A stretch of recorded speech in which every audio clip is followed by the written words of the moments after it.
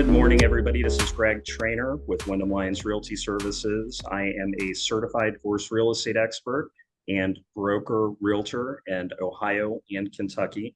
I have a special guest today, Christine Luken. She is a financial dignity coach and is the founder of the Financial Dignity Movement and a certified financial counselor. Christine has coached hundreds of high-earning professionals to pay off staggering amounts of debt and massively increase their net worth over the past 14 years. Christine's 3 books, Money is Emotional, Manage Money Like a Boss, and Financial Dignity After Divorce, have landed her over 100 podcasts, TV and radio interviews, and has established her as the authority on money and emotions. When she's not coaching clients from her office in Cincinnati, you can find Christine, certified divorce specialist and a member of the Financial Therapy Association, curled up with a book, a fluffy cat, and a strong cup of coffee. Welcome to the podcast, Christine. We appreciate you being here today. Hey, thanks so much for having me. Well, can you tell us a little bit about yourself and how you got started as a financial dignity coach? Yes. So I always love to tell people that I did not get started in financial coaching because I've always done things perfectly. In fact, it's quite the opposite. So I crashed and burned financially when I was in my 20s, despite having an accounting degree. And it was because I had allowed my heart to hijack my wallet. So I was engaged to a guy that had terrible money habits. He was in and out of jobs, even in and out of jail. And I thought that if I just loved him enough, that he would change. And he did. He got worse.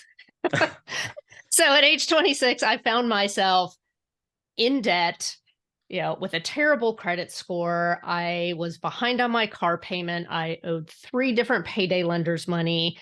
Pretty much every bill I had was in collections. And there was this crushing sense of shame and embarrassment about my situation, especially because I was someone that should have known better.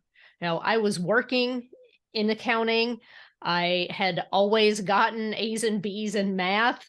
And here I was basically feeling like a hypocrite, like having all of the head knowledge, and yet I wasn't doing any of it in my life. And it wasn't because I didn't know what to do. It was because of these emotional issues and these relational issues that were causing me to do things that weren't in line with what I knew.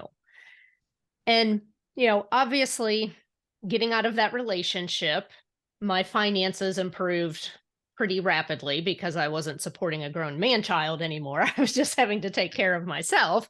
But I did have to reach out to my family in order to help me get out of that situation. And so I did have to swallow my pride and admit that I needed help and I needed guidance. And, my parents didn't shame me or say, I told you so. They didn't pay off any of my debt, but what they did do was they gave me a safe place to get back on my feet. So they said, hey, you can come back and stay with us for 3 months rent free. We'll help you make a plan to get back out on your own. And when I looked at my financial mess, I felt so overwhelmed. Even though in my head I knew how to budget, it was almost like if you walked into your house after a tornado has struck and everything is just a disaster, right? It's like you just want to slam the door and walk away because you don't even know where to start. Right. And so having my dad just sit down with me and say, just do these 2 things this week. Like, don't worry about everything else. Just do these 2 things. It was almost like the equivalent of saying, don't worry about the whole house. Just, you see this coat closet? Let's clean and organize this coat closet, and then we'll come back next week. And it was like, okay, I can handle that.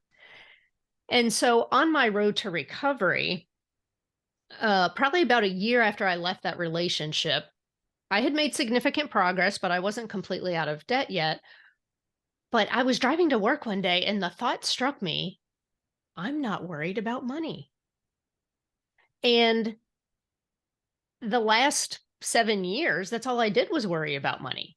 Like it never went away. I mean, sometimes it was like low level anxiety, sometimes it was very high level anxiety, but money was always on my mind when my finances were a disaster. And that's when I thought, wow, just having this plan and making progress on this plan has just, taken the worry completely off the table. And that's when I decided that I wanted to help other people with this because I thought, obviously, if I felt this way, there's probably a lot of other people out there who are feeling this way and they don't even realize how much of a stress this is until it's been taken away. I mean, that was my experience with it. And that's when I started just getting involved as a volunteer. And I jumped in and helped with a financial literacy class at my church and ended up facilitating that class for 10 years. And in between there, I got certified as a financial counselor and not even thinking I was going to make this a business because by that time I was part owner of my family's business. I was the vice president of HR and accounting. I was making great money. But as I started to do the coaching as a volunteer, I really fell in love with the transformation of seeing people go from this state of stress and anxiety to this place of peace and confidence and a sense of calm around their finances. I mean, just like getting a random call from someone who I had coached 2 years prior saying, "You're the first person I'm calling to let you know we just paid off all our credit card bills. You know, thank you for getting us on the right path." I just fell in love with that transformation. And so, in 2012, I left the family business, which was a hard decision, Yes. um, and pursued financial coaching full time. And so I've been doing that, full time for 11 years and, as a volunteer for many more. And I've never looked back. Well, great. What a wonderful journey and an amazing story about how you got into it. As you know, I'm a certified divorce real estate expert, and we Mhm. serve both the legal community and divorcing clients. Truly be able to get through the process and by the end be intact, both emotionally, financially, and being able to bookend some of these issues. So you don't have things popping up 2, 3, 4 years after your Mhm. divorce or separation. And so your books give great practical advice for people at every stage of their financial journey, Mhm. um, from starting out to retirement, and in particular in a divorce, which more than 50% of our population that does get married right now does experience. What are Right. some things that you would suggest when facing a divorce, when you know that it's inevitable? What are some things that you would suggest, um, especially from your book, Financial Dignity After Divorce, that you can Mhm. kind of give some tips and some pointers to people that are going into that process of things to look for and prepare for to make sure by the end of this process they can walk away and not have things holding on to them. Yeah. Well, the first thing to remember is that divorce is one of the most emotionally stressful things that you can go through, even if you know that this is the best solution long term. And understanding that, that it's inevitable that you are going to have to um, deal with your emotions. I really wish that in school, we would teach kids how to properly manage and process emotion. Unfortunately, most of the time we just stuff emotions, right? We Right. don't we don't allow them to be expressed in healthy ways. And one of the things that I do talk about in the book is really it's okay to sit with your emotions. It is okay to figure out ways to process them in a healthy way. So, for example, if you're feeling a lot of anger towards your ex-spouse or soon to be ex, let's find a way to move that angry energy out of your body in a productive way. Like take a kickboxing course, like sign up for a marathon, do something that will physically move that anger through your body.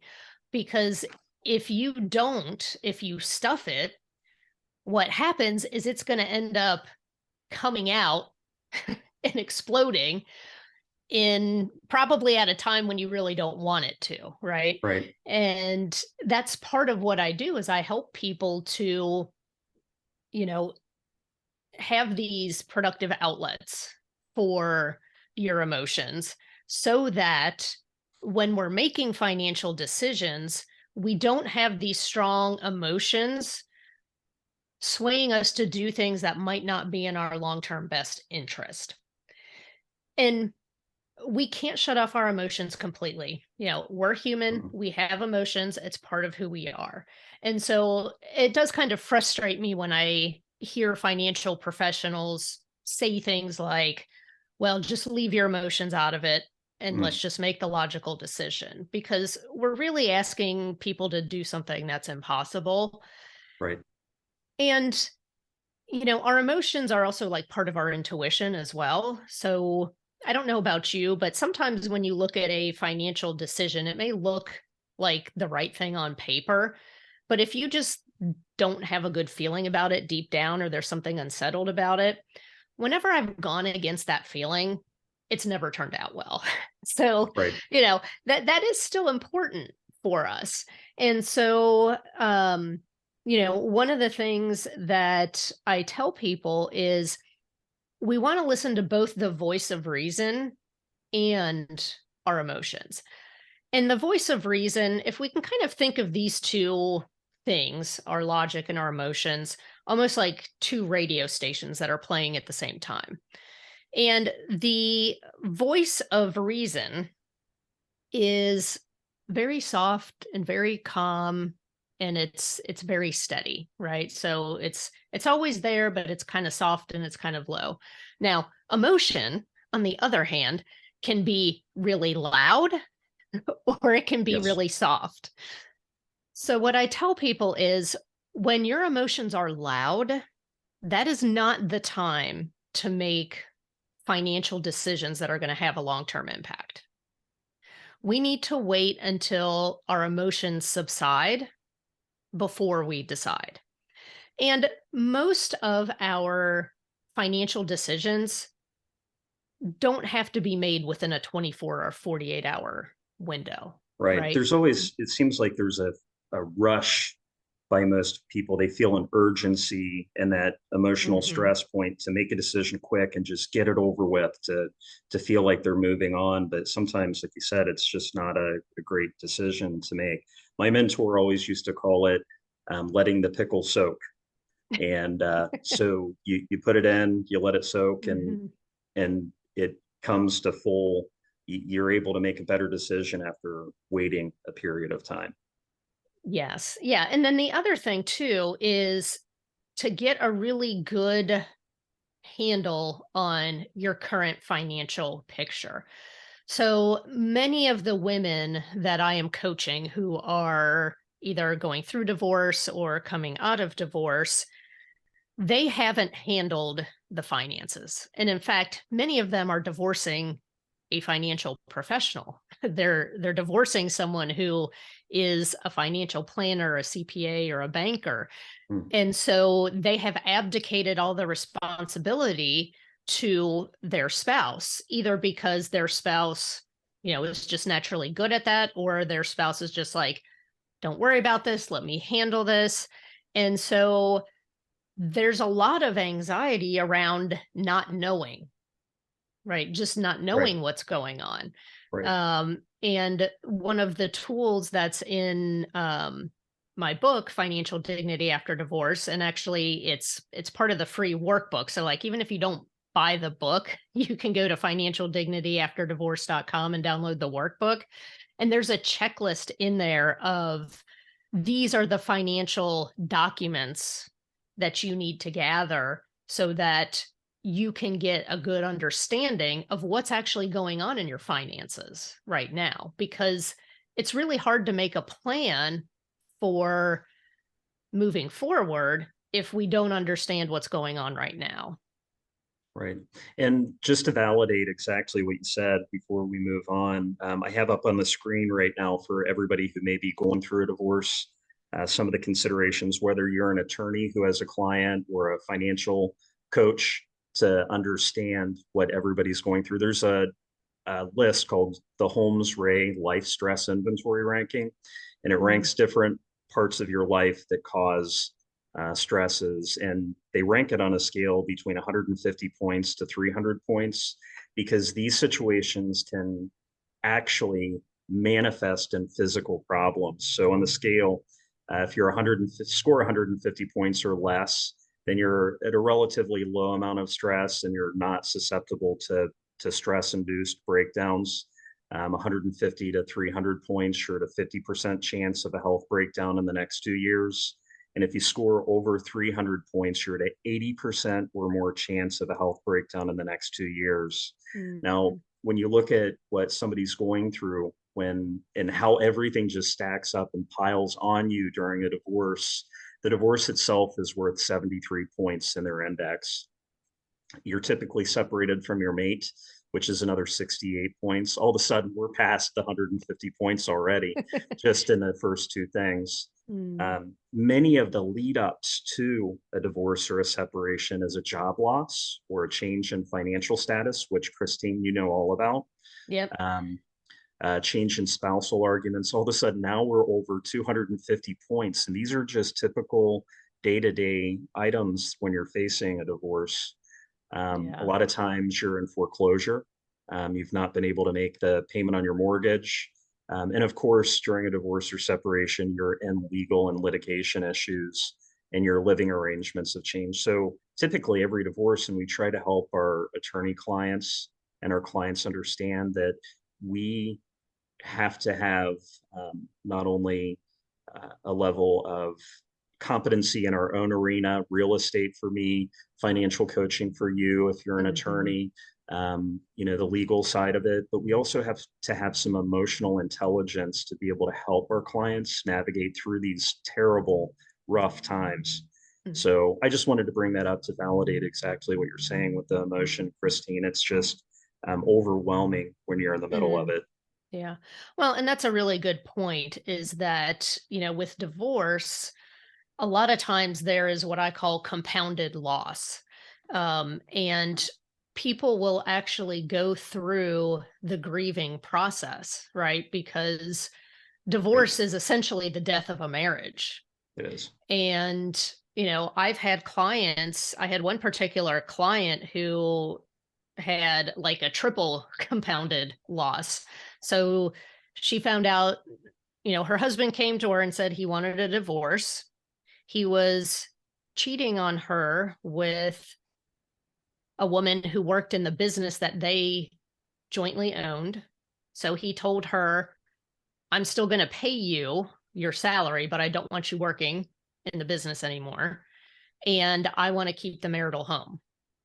So essentially, in a very short period of time, none of which was her choice, she lost the home that she raised her kids in. She lost her work family.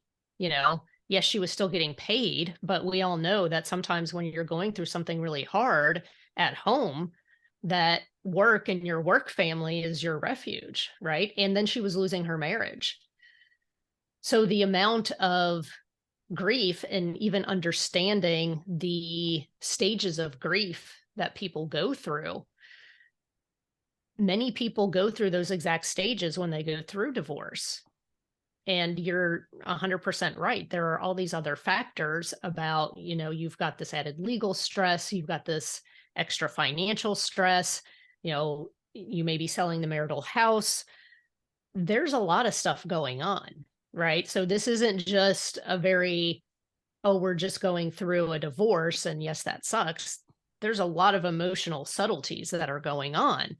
And when people are in this type of distress, it can cause them to make unwise financial decisions out of emotion when those emotions are loud. Right. You had mentioned too, it's very typical that one spouse typically takes care of all the finances and the other Mhm. spouse relies on that person. Yeah. I'm pretty unique, I believe, in my marriage that we have taken turns over our 30 years being together that one will take it over and handle it for a few years until we just get completely sick of it or tired of it, to be honest with you. And then we'll tag the other one and tap them on the shoulder and go, Uh, your turn. Or uh, with the stock market being kind of crappy over the last few years, I can't mentally take it. So I just said, honey, you open the statements, you talk to our advisor, and you make the decision. So, but what I do see is, like you said, I think it's probably more typical that one spouse has always handled it and the other one's completely in the dark. yeah. Um, and do you feel like that's a mistake, or what would you suggest if there is a separation or an end to the marriage? How do you prevent the fights or the arguments beforehand when they want to be not in the dark?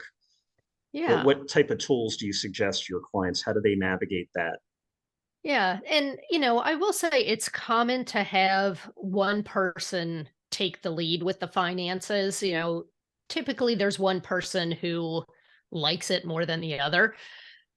However, it is important to pull that other spouse into the conversations, even if it's just at a high level. So, for example, like when I started dating my husband, one of the things that attracted him to me was the fact that he was very good with his finances. When you've dated someone who's really terrible with money, I say all of a sudden like fiscal responsibility becomes really sexy. Like, oh my gosh, you're maxing out your 401k. That is so hot. And he was always very good with his finances. However, with me being an accountant and once we got married, he was 100% comfortable with me handling the day-to-day stuff. But we have regular conversations about this. At least several times a week, we're discussing, what's unique and different about this week. We talk regularly about our long term goals and the different things we want to accomplish. And so, even if someone does not have their head into the details 24/7, it is important for them to go to the spouse that's handling the finances and say, like, look, I just want to know what's going on. Right. And unfortunately, there are situations where someone is being controlling and manipulating the other person with the finances. And you may or may not know this, but in 98% of physically abusive relationships, there is financial control and financial abuse, basically meaning limiting access to money or information about the money. What would And what would one of those red flags be if you're the spouse that is not in control of the checkbook or the finances? Like you said, when you go to the other spouse um, and ask some questions, what are some red flags that or what you would interpret as a red flag for that person when the other person responds back to them negatively? yeah, um, obviously not being forthcoming with the information, but also if they're talking down to you and saying like, well, this is just too hard for you and you're not, you've never been good with math or you've never been good at numbers, just let me handle it. This is just going to be too confusing for you. I've seen this with clients. I had one client in particular who, she was divorcing someone who was, pretty high up at a major, financial advisory firm, a national financial advisory firm. And he had just basically told her their whole entire marriage that, you know, this is confusing for you. You're just not good at this. And it's like she didn't even realize until she left the marriage that she was being emotionally abused and she was being gaslighted, and that he was controlling the finances and even things like he would put alerts on her credit card so that whenever she Oh, spent more than a certain amount of money, that he would be alerted immediately.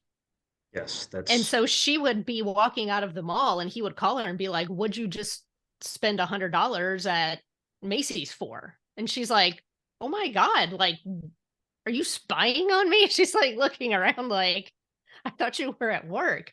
Right? That is not normal. no, that is definitely a red flag.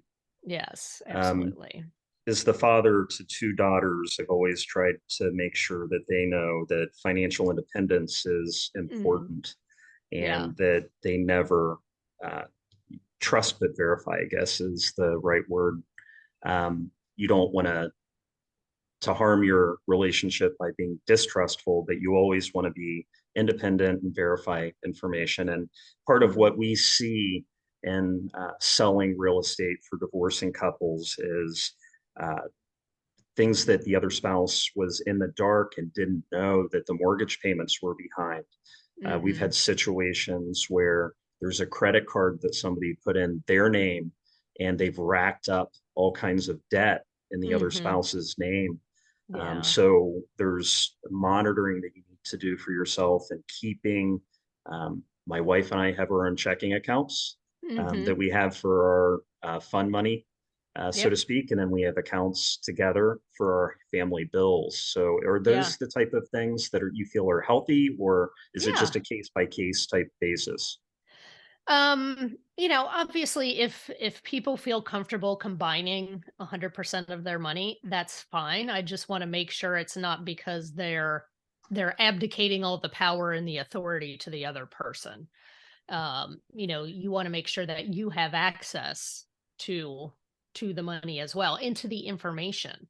So for example, my husband can log into Mint at any time and see everything. He can log into, our online banking and see anything at any time.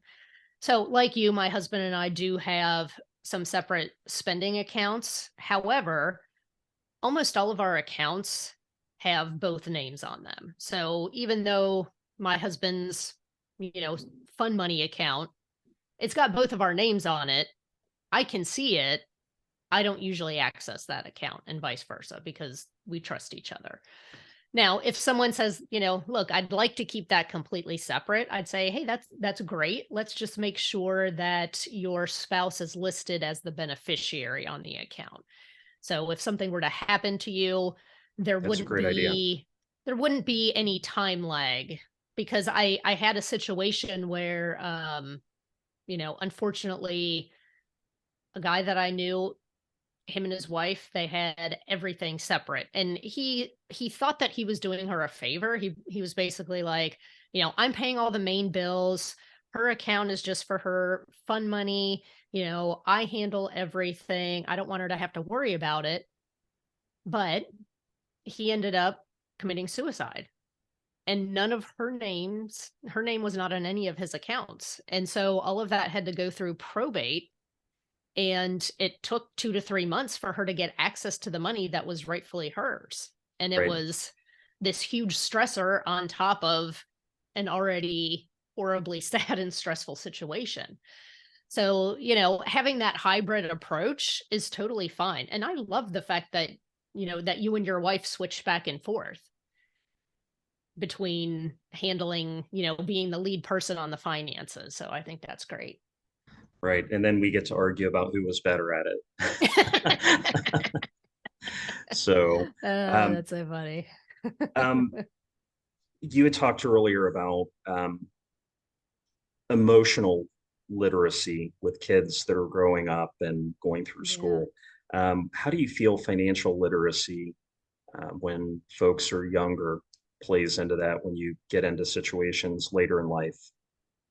Well, I think, I would love for us to start teaching kids in grade school about personal finance. And for my clients that have kids, I have different resources that I send them to. So, my husband and I are child free by choice.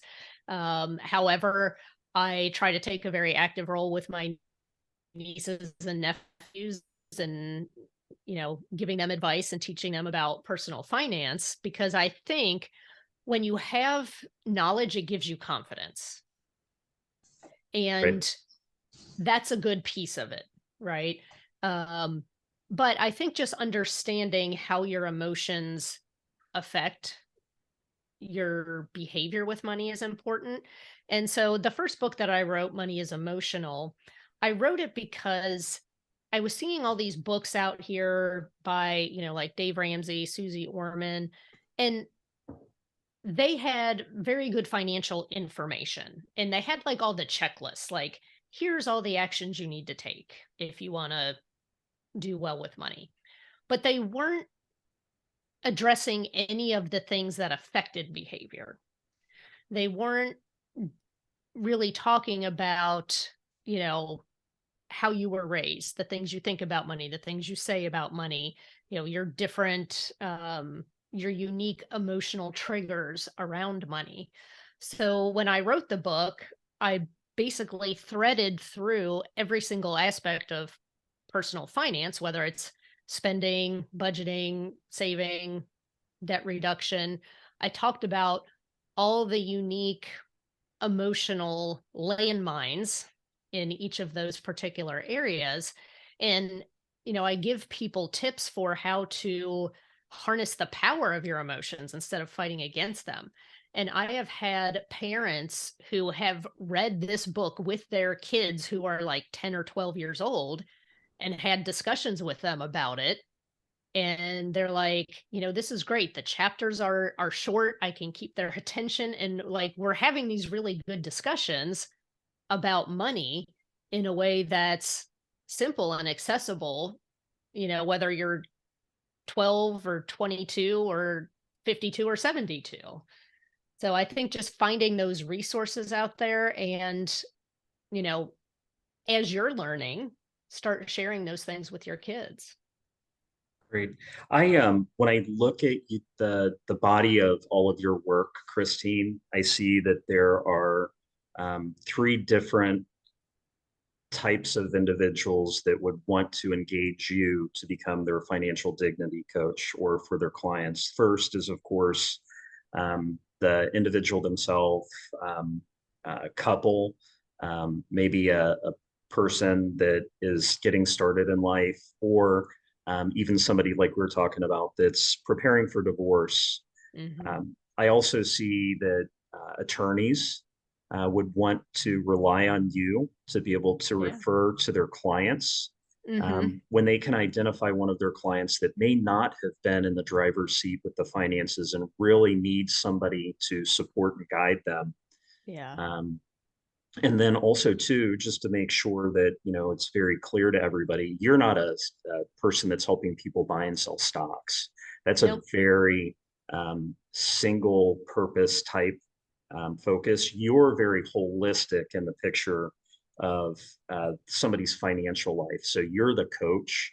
You're the one Hmm. that can serve those financial planners and to to help their client more than just Yeah. which stock or 401k strategy to use.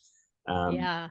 No, I'm so glad you brought that up, because the easiest way for me to explain it is I help people become financially healthy in their day-to-day finances so that they can really go back to their financial planner to become financially wealthy. So I'm really helping people with the foundations of the budgeting, the spending, the debt reduction, the saving for emergencies and for those goals, and to really help them set up a simple, organized system for managing their day to day finances. got it. And if I were a person that needed your services or an attorney or a financial advisor, how would I get in touch with you to help either myself or my clients? Yeah, so the easiest way is via email, and it's simply Christine@ChristineLuken.com. And of course, they can go to my website, which is my name, ChristineLuken.com, and Which we click on have the up on the contact. screen. It's a great website. I was perusing that, and a Thank you. lot of great information on your website. What's next for you? I know you do Thank you. podcasts, television, write books. What's next Yeah. Well, on the list? yeah.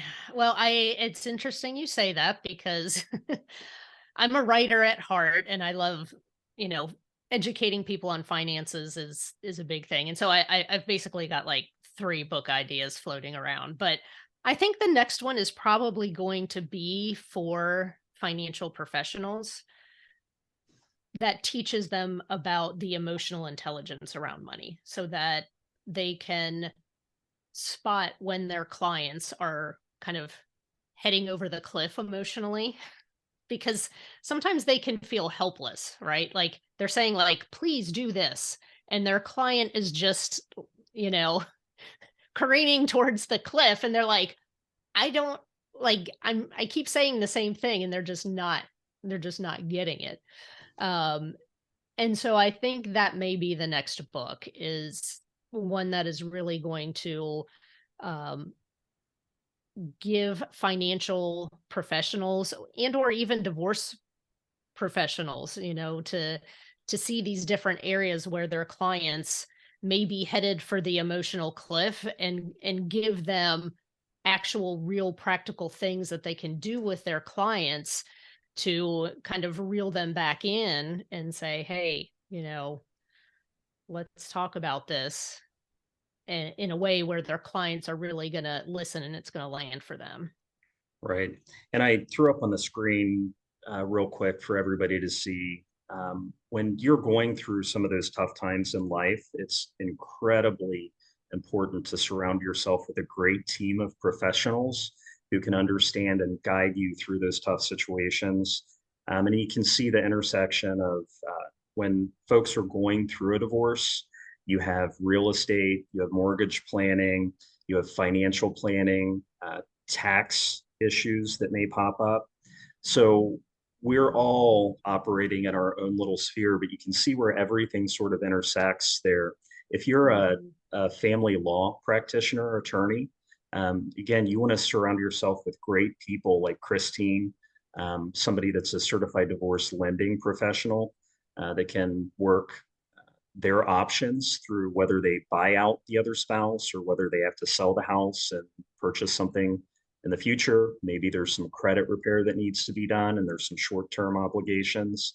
But the reason why I threw up this graphic is I just wanted to make sure that everybody understood that Christine is in the same space that we are.